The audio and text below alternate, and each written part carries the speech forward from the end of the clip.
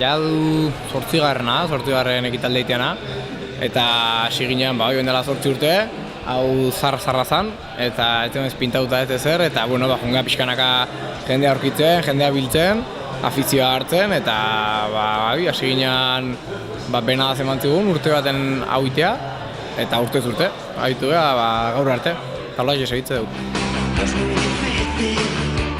Oaingoz 20 bat daude, apuntauta, eta espero baino gehiago, ze, urtez urte gehiota tortzea, lehen urten nahiko torri zian, eta oaingoz jende asko torria eta gaina gaztea, espero genuna, eta pozik gaude lortutakoekin. Imaginatu zen bezala bendara 8-7 urte, lehenengo txapelketan ateazian hemengo jende ezaguna, eta urtez urte jendeak gehiago zautu du, gehiago zabaltzen jakin deu, eta ikusian ez, iritsia jendean etxeta, eta jendean teatua, nahiz eta txikia izan tokia, eta animatu, urtez urte, suertez, jendeak eta gehiago tortzen hasia. Aurten jarri dugu 14 urtetik gora.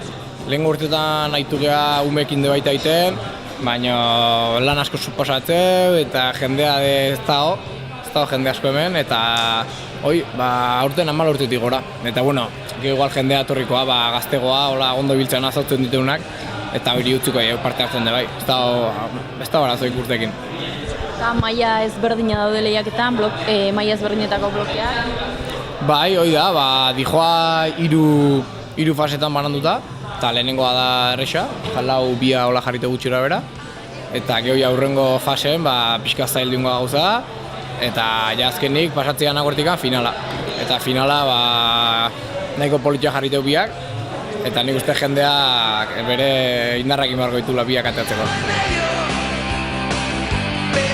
Adibidez, eskalan zati hau da rokodromo baten iteana, ez da harrin iteana. Orduan, hoi entrenamentu bat dijo horrekin, preparazio bat, eta hoxe, dana bezala, kilo guzti bezala, segida bat, kilo lunena, eta batez ere afizioa eta gogoa, zegorra.